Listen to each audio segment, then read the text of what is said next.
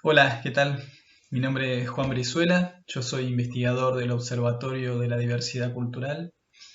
en el área de las políticas culturales y también soy integrante del colectivo Pachamay. Bueno, agradezco mucho la invitación del Centro Latinoamericano de Estudios en Cultura para participar de este congreso online. Y bueno, mi propuesta es traer algunas reflexiones y algunos pensamientos sobre el estudio de las políticas culturales en América Latina, que es algo que he venido trabajando en los últimos años. Me he especializado en esa temática. Y bueno, y pensar hasta qué punto se puede hablar de una escuela latinoamericana de políticas culturales en cuanto paradigma, ¿no? En cuanto escuela de pensamiento. Eh, Mi formación de grado es en relaciones internacionales y siempre me llamó la atención a nivel didáctico, a nivel pedagógico, cómo sería pensar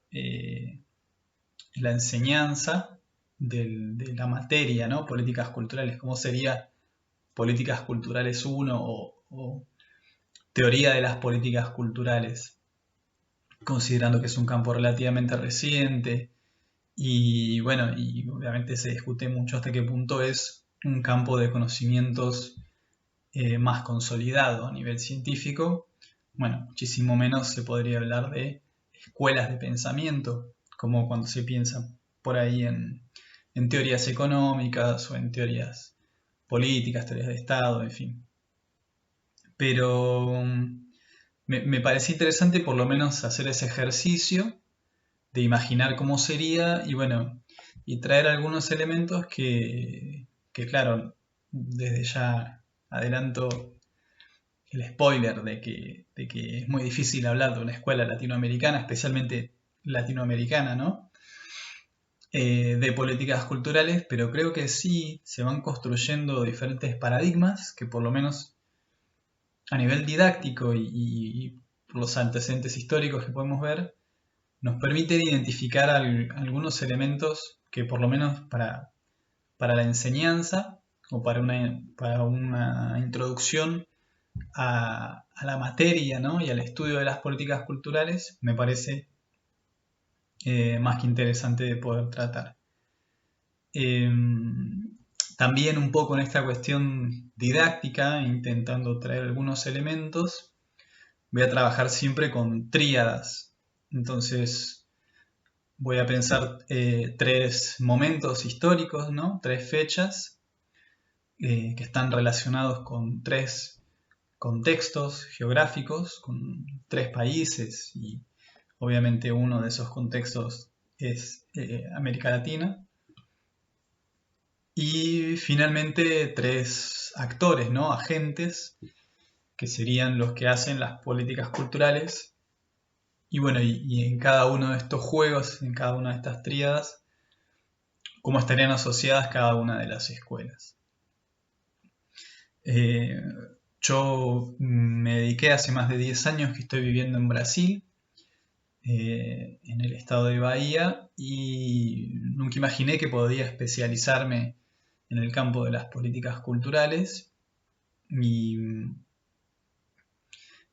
una de las cosas que más me llamaba la atención cuando yo llegué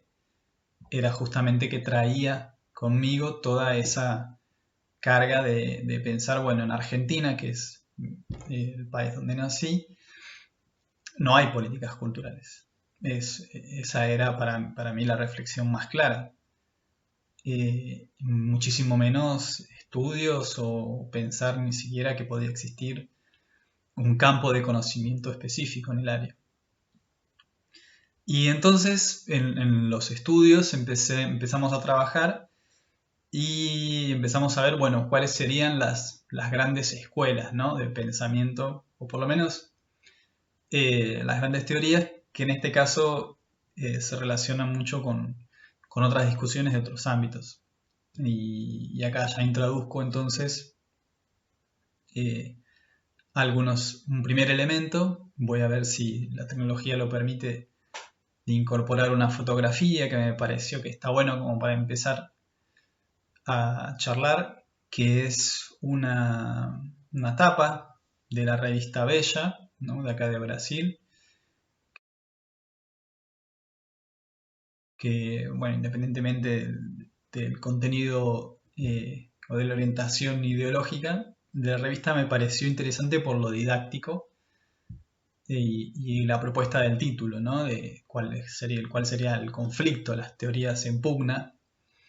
en el siglo XXI, y entonces pone la mano invisible del Estado o el brazo pesado, perdón, la mano invisible del mercado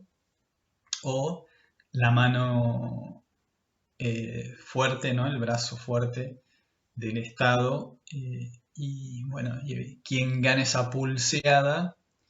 sería entonces el vencedor en los nuevos modelos capitalistas o en las nuevas formas de pensar el desarrollo capitalista en el mundo contemporáneo. Y bueno, en ese contexto entonces me imaginaba, bueno, y cómo quedaría la reflexión en el campo de la cultura y cómo eso se viene tratando, ¿no? En el campo de los estudios de las políticas culturales. Y bueno, entonces el primer paradigma, digamos, la primera escuela que aparece como más clara, incluso hay un libro que habla de la invención de las políticas culturales, se pone la fecha de 1959 con la creación del Ministerio de Cultura de Francia. Esto es, para quienes ya conocen, ya están familiarizados con el campo de las políticas culturales, no es ninguna novedad. Pero me interesa entonces hablar un poco de cómo sería el cuentito, digamos, cómo sería esta primera reflexión sobre decir, bueno, hay una invención contemporánea de las políticas culturales que tiene que ver con la creación del Ministerio de Cultura, ¿no? El primer ministerio que se tenga conocimiento dentro de los países occidentales. Y esta cuestión entonces, en esta pulseada de una inversión mayor del Estado, una presencia mayor del Estado en un proceso civilizatorio que no por casualidad la tiene a Francia como paradigma, y bueno, y que claramente muchos países europeos están vinculados con eso, que entonces propone esta serie de incentivos por parte del Estado y la importancia como política de Estado de invertir en el campo de la cultura y la creación de las famosas casas de cultura en un proceso de descentralización, pero muy fuerte de arriba hacia abajo, que, bueno, que marca toda una tendencia, que construye toda una serie de iniciativas y que eso va a tener una serie de desdoblamientos en muchos países latinoamericanos y bueno, de todo el mundo. Entonces hay una primera fecha, 1959, un primer país y un contexto geográfico que es Francia, y bueno, y un actor concreto que es el más tradicional y uno diría el más evidente, que es el Estado, ¿no? Por otro lado, como contraponiendo, como un contrapunteo, a esta escuela está la escuela de Estados Unidos, o anglosajona también, que, parafraseando una reflexión más o menos reciente de Néstor García Canclini, que decía, bueno, entonces, ¿cuál es la mejor política cultural que puede existir? Sería tal vez aquella que no existe, digamos. Sería aquella donde el Estado no tiene ninguna participación, y entonces muchas veces se habla del mito, de otro cuento, por decirlo de alguna forma, que es la principal industria cultural, una de las más importantes del mundo, no se hace con incentivo del Estado, supuestamente, sino con fuerte presencia del mercado, ¿no? Entonces, una de las industrias culturales más potentes a nivel mundial, como es la industria de cine de los Estados Unidos. Eso se crea y hay la fecha después, ¿no? Finalizada la Segunda Guerra Mundial, a partir de 1945 con más fuerza. Y entonces uno diría, bueno, inclusive es anterior el proceso de construcción de esa política cultural en particular de los Estados Unidos, donde se le da una importancia a la construcción de la industria cultural. Y bueno, y como eso hasta hoy uno ve la constancia que ha tenido la construcción hegemónica que se ha podido hacer alrededor de eso y cómo sigue siendo tan importante. Pero que en definitiva, y algunos documentos recientes de la diplomacia y la política cultural de los Estados Unidos registra permanentemente esto de decir, bueno, en Estados Unidos no hay una política, sino que hay muchas políticas porque hay diferentes organismos e iniciativas de la sociedad civil que participan en la construcción de las políticas culturales. Y aquí también uno puede pensar diferentes ejemplos, iniciativas en todos los países de América Latina. Por hablar de Brasil, que es por ahí el contexto donde más he estudiado y un poco más de familiaridad tengo, uno podría decir como ejemplo, un pequeño ejemplo de cada uno, toda la política de preservación fuerte que se ha tenido en Brasil con el Instituto de Patrimonio Histórico, ¿no? El IFAM, en mantener una serie de estructuras, ¿no? de edificios de valor patrimonial histórico importantes, una política de conservación que ha sido muy efectiva, que entonces uno diría, bueno, que eso habría sido imposible desde la perspectiva del mercado, y eso se hizo posible solamente con una fuerte presencia del Estado. Y por otro lado, el espíritu, ¿no? Si bien en la práctica eso se dio diferente, pero que es algo, por ejemplo, que en el caso de Argentina eso no está tan fuerte, y en Brasil hay toda una tradición en relación a eso, que es con la ley de incentivo, ¿no? Teóricamente, la ley de incentivo, la famosa ley Rouanet, y justamente uno de los principales beneficiados es la industria audiovisual, tiene que ver con la promoción de una serie de iniciativas culturales y artísticas a partir de una serie de beneficios fiscales y de buscar una ampliación de la inversión del mercado, ¿no? Y las empresas financiando una serie de iniciativas culturales, de mecenas, y donde el Estado entonces tiene un papel mucho menor. Entonces, volviendo a la tríada, tenemos acá una fecha, que es 1945, un contexto geográfico, que sería Estados Unidos o lo que se llama también el modelo anglosajón, que ahí podríamos incluir Inglaterra y algunos otros países ex colonias de Inglaterra, y el actor, ¿no? Que sería a nivel teórico, digamos, didáctico, como para iniciar la reflexión, que sería el mercado. Y bueno, y entonces, ¿qué es lo que traería esta escuela latinoamericana a diferencia de las otras? Bueno, en primer lugar, a mí me parece importante partir de qué pasaba en el mundo y especialmente en América Latina en ese año de 1959, cuando se dice que se inventan las políticas culturales en el mundo. Y no es difícil imaginar que hubo un evento importantísimo, que fue justamente la Revolución Cubana, y el nivel de inversión que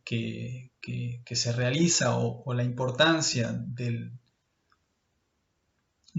estímulo y de la inversión en el campo de la cultura y cómo la política cultural jugó un papel importante en los inicios de la revolución y a lo largo de los distintos gobiernos cubanos. Eso ha sido muy fuerte, pero también cómo esa serie de iniciativas y reflexiones que se hicieron prácticas en ese contexto generaron todo un caldo de cultivo que eso tuvo repercusiones concretas en diferentes países. Entonces la propia reflexión sobre política cultural, o sea, juntar esas dos palabras, política y cultura,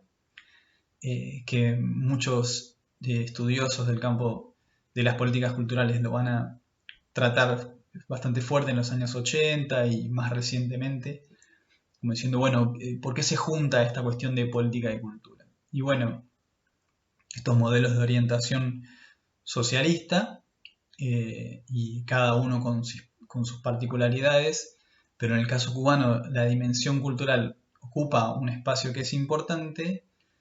y cómo esa serie de prácticas e iniciativas que van desde un consejo de cultura hasta una serie de iniciativas vinculadas con una escuela de cine, de arte y bueno, finalmente una serie de sistemas de cultura, por ejemplo, que ya en los años 80 eran un modelo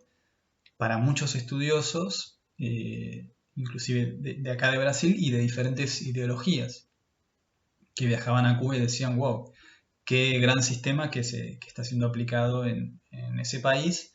para considerar. En el caso entonces de Cuba, uno diría, bueno, si bien es cierto que Francia y Estados Unidos son paradigmas importantes, ese país, y en particular hace tantos años,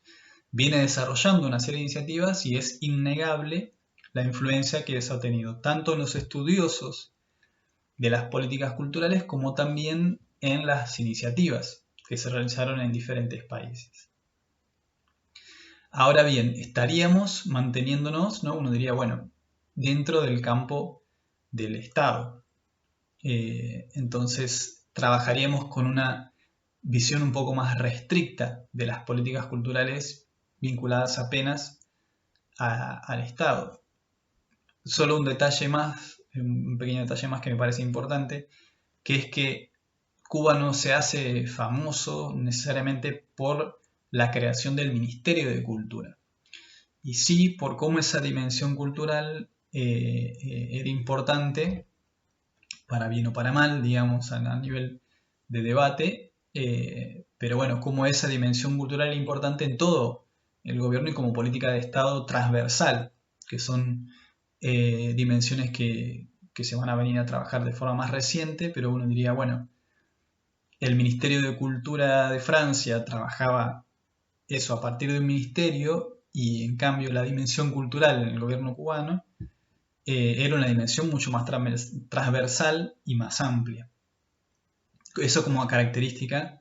de una política cultural estatal en este caso, pero en un sentido bastante más amplio. Y la dimensión territorial, que eso aparece más en los sistemas de cultura, en las iniciativas de los años 70 y 80, y son una serie de herramientas que en el caso brasilero se van a aplicar de forma más reciente en los últimos años y bueno, pero eran elementos que ya existían en la política cultural cubana.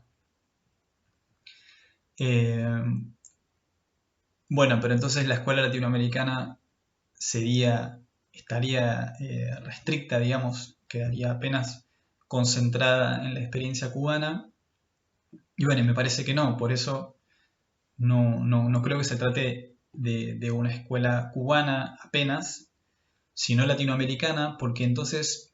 ahí se empiezan a rescatar también experiencias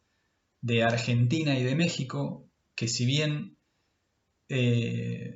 estaban más vinculadas a la dimensión educativa, ahí de nuevo,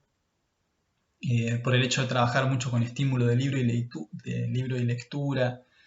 y por proponer una serie de modificaciones,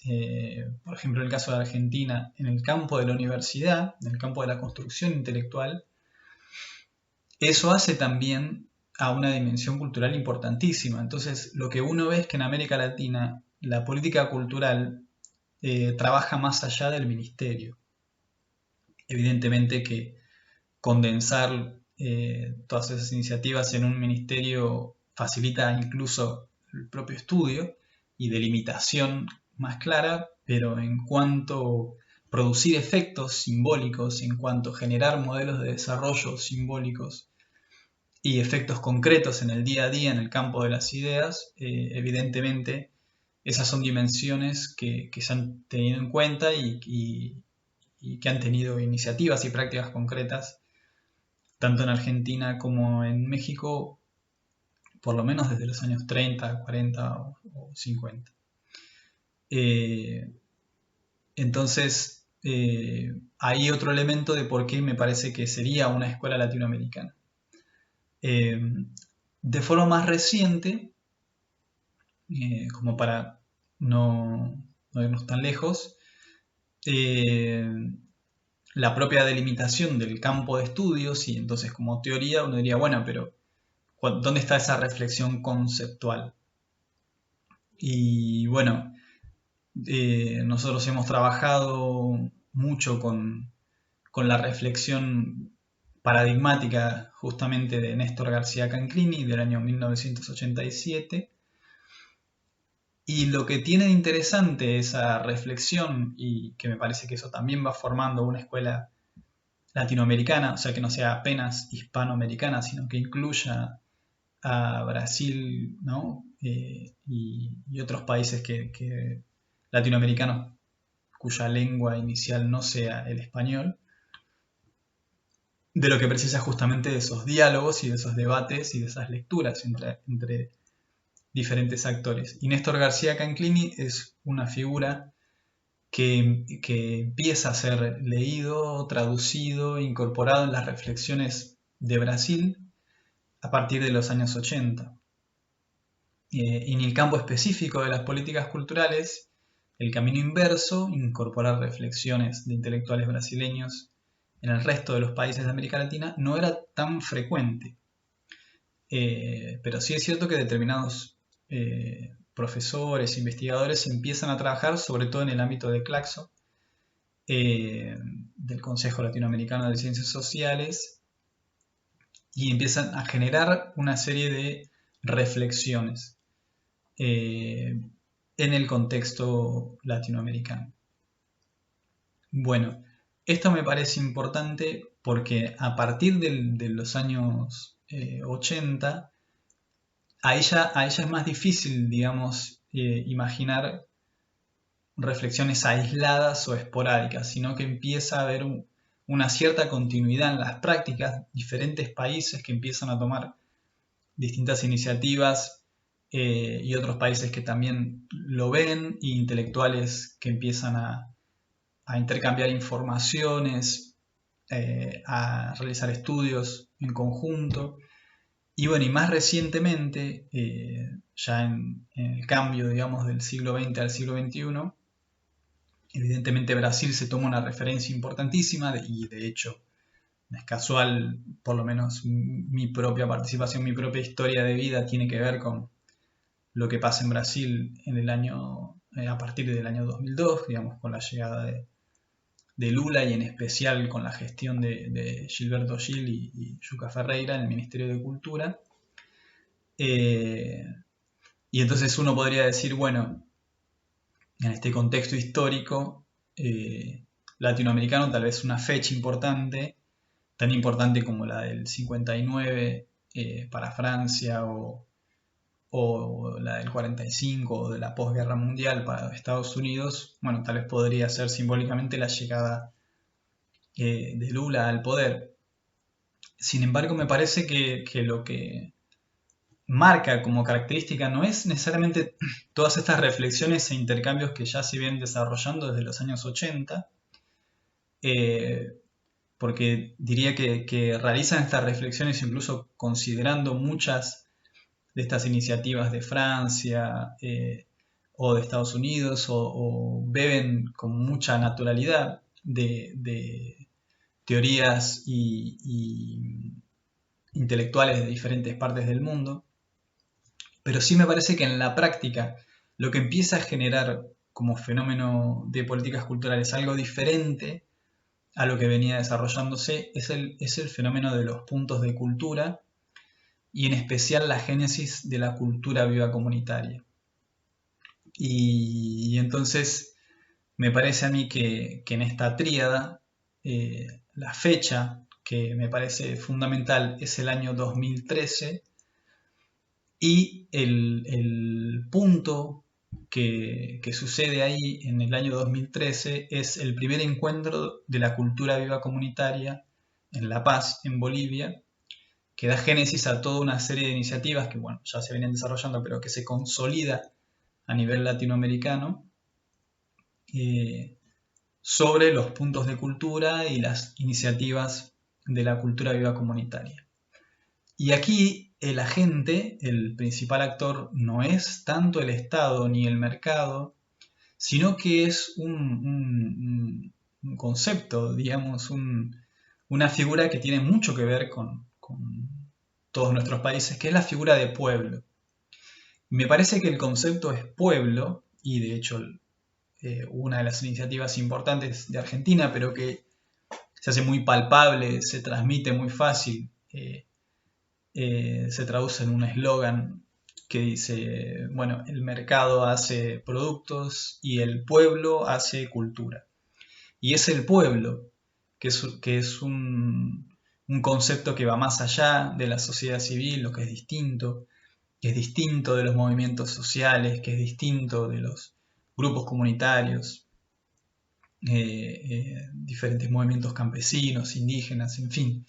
La palabra pueblo, y aquí también, para bien o para mal, yo creo que es una característica importante de la filosofía latinoamericana, del contexto latinoamericano, y tiene mucho que ver en la construcción o de quién es el que genera estas políticas culturales que dejan, a mi entender, de tener como principal impulsor al Estado o ni siquiera al mercado, en el sentido más tradicional, y que genera otra serie de vínculos, otra serie de círculos, ¿no? Que también se habla de círculos de cultura, de circuitos, de mecanismos de articulación que van más allá del Estado o que trabajan el Estado en su totalidad. Ahora, no solo, como veíamos, ¿no? Se trata apenas de un ministerio o de una política transversal en todas las esferas de gobierno, sino que aprovecha a toda la dimensión territorial de la capilaridad estatal hasta donde llega. Entonces, municipios, si hay una Secretaría de Salud, de Asistencia Social, pero hay alguna persona sensible al campo de las políticas culturales o los puntos de cultura, eso también se aprovecha. Gobiernos con ideologías más pro mercado, tal vez con más sensibilidad para el campo de lo público del Estado en el sentido tradicional, pero todos los diferentes gobiernos, diferentes ideologías, tienen iniciativas vinculadas con el campo de las políticas culturales, perdón, con el campo de los puntos de cultura o de la cultura viva comunitaria. Y ese imaginario entonces se empieza a desarrollar y empieza a incorporar a movimientos sociales, a grupos organizados, a intelectuales que comienzan a trabajar de forma más específica en esta área. Y nos genera entonces esta reflexión que para mí es fundante de algo muy distinto que sucede en el contexto latinoamericano, que no sé hasta qué punto podría suceder en otro contexto que no sea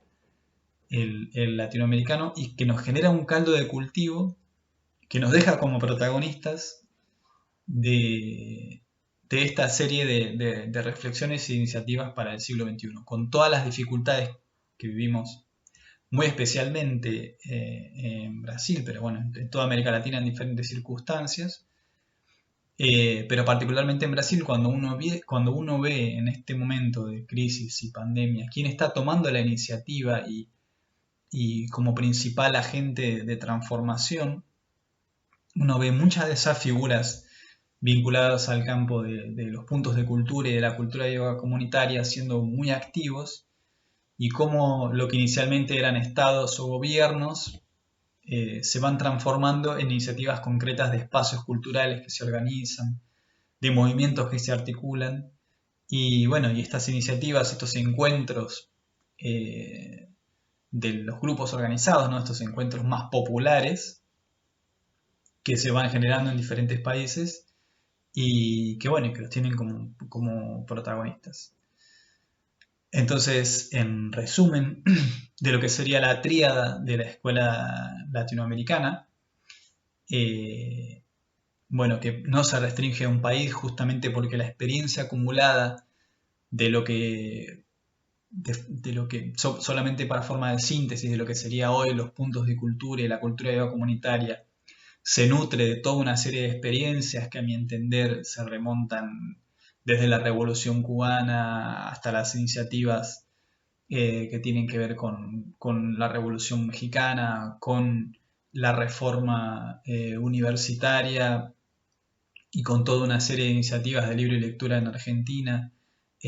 pasando por consejos de cultura y formas de participación más directa desarrolladas en Brasil en particular y en otros países. Eh, y bueno, y una serie de reflexiones de intelectuales que construyen incluso a nivel conceptual una serie de herramientas que nos traen en el contexto latinoamericano y para el contexto latinoamericano algunos elementos para pensar si en una escuela latinoamericana de políticas culturales, latinoamericana en su plenitud, uno diría que inclusive podría incorporar una dimensión iberoamericana y de hecho la Secretaría Iberoamericana de la Organización de Estados Iberoamericanos apoya a iniciativas vinculadas a puntos de cultura y la cultura viva comunitaria. Y también hay reflexiones, no hace mucho tiempo, de, bueno, llegué, como siempre esto es dinámico, pero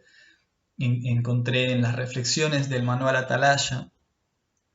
del estudio de las políticas culturales, una reflexión ya del año 1981 de un estudioso español que hablaba de una teoría hacia una teoría de las políticas culturales. Bueno, pero y esa reflexión, por ejemplo, de España no consideraba otras como las de Néstor García Canclini y sí a las de algunos intelectuales brasileños que justamente habían tomado de Néstor García Canclini algunas de estas iniciativas. En fin, lo que creo es que hoy por hoy, con algunos esfuerzos de traducción, de los cuales inclusive nosotros con una profesora colega hemos participado traduciendo algunas reflexiones de Néstor García Canclini al portugués sobre políticas culturales, haciendo un compilado donde él mismo nos ayudó a organizar estos textos y pedimos que diferentes profesores e investigadores de las políticas culturales de acá en Brasil pudieran hacer sus reflexiones y comentarios sobre esto. Pero bueno, esto es una pequeña iniciativa de cómo hoy por hoy este diálogo, que es fundamental en la construcción de una escuela, que obviamente no es unívoca, sino que lo que la base de escuela para mí, en mi entender, es que justamente se conocen, los diferentes autores interactúan, debaten y generan algo diferente a partir de eso. Que son movimientos que uno en mayor o menor medida ve en estas otras escuelas más sedimentadas, digamos, como sería la francesa o las de Estados Unidos, y que por diferentes razones están también en crisis. Entonces, uno diría, bueno, las tres escuelas están en crisis, los investigadores vinculados a cada una de estas áreas también, pero en la práctica uno ve una serie de iniciativas que nos llaman poderosamente la atención, especialmente en contextos como el actual, donde es tan difícil pensar en iniciativas que puedan ser bien sucedidas y sin embargo hay algo vinculado al pueblo, a lo comunitario y a los derechos culturales que van más allá del Estado, que se genera en América Latina y que me parece importante por lo menos registrar de forma breve, en esta pequeña invitación que les hago y que bueno, que ojalá que la podamos seguir, sea de forma online, virtual o bueno, a través de las diferentes formas de conexión que tengamos. Les agradezco a todos la oportunidad y bueno, y quedo a su entera disposición. Un gran abrazo.